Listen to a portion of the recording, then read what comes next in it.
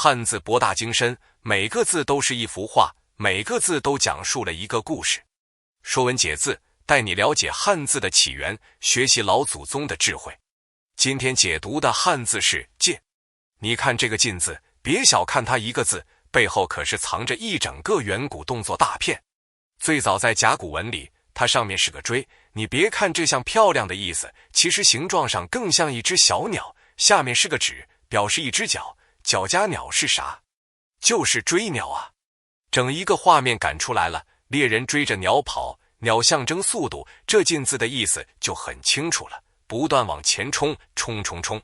而且还不止这些，后来到了小篆时期，设计师上线了，给左边加了个翅，这个可厉害，是行走的意思。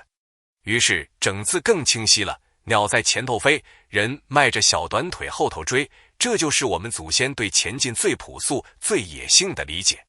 你说这不就是古代的生物引擎吗？飞鸟带节奏，人脚跟上步伐。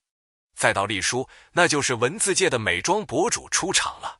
线条柔和了，结构规整了，视觉上更舒服了，而且关键是写起来省力多了。你要知道，秦朝那个时候开始追求效率，不再一笔一画那么绕了，得快，文字也得进步。楷书呢？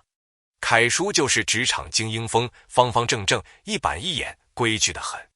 走进了我们今天的课本、文书、证件，谁还没写过个晋字啊？可你写的时候，知道它是鸟加脚组合的吗？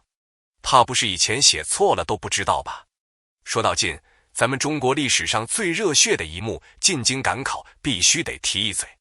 你想象一下，一个古代书生背着一卷破书，穿着布鞋，从大山深处走出来，一路走一路省钱，还得防着半路上的强盗、野狗和水土不服。他为啥？就为一个晋字，进城、进考场、进体制、进仕途。当时进京可不是你今天坐个高铁去北京旅游那么轻松，那是用脚丈量梦想的节奏啊！背后是多少人寒窗10年，一朝提笔，只为金榜题名的梦想。你别说，当年中了进士，那感觉就跟今天高考考进清北一样，还附带升职加薪，走上人生巅峰的选项。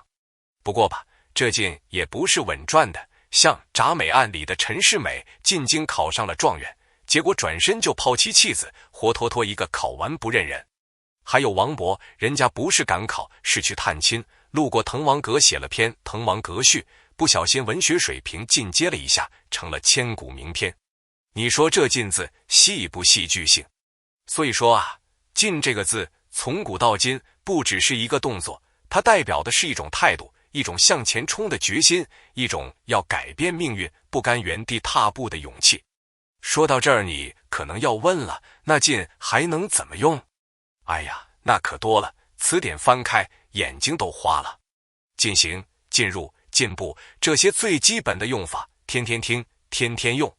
而且呢，放中间还有奋发进取、得寸进尺这种进击型的，放最后还有先进、促进、前进，都是让人听了热血沸腾的组合。生活中更不用说了，早上进餐，晚上进账，公司推进项目，领导表扬你工作有进展，哎呦，这晋字简直跟成功绑定了，谁不想自己天天进啊？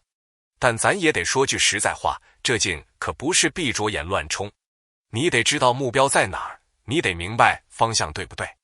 毕竟不是所有前进都能成功，有时候暂停一下也是一种智慧。不过说到底，一个人只要心里还有个想进步的念头，那就还有希望。古人追鸟，我们追梦，追的不是速度，是一种不服输的劲儿，是想从止步不前到不断进取的改变。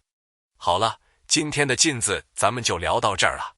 如果你觉得咱们这个说文解字讲的还挺有意思的，那就点个赞，点个关注，下期带你继续追着汉字跑，咱们不见不散。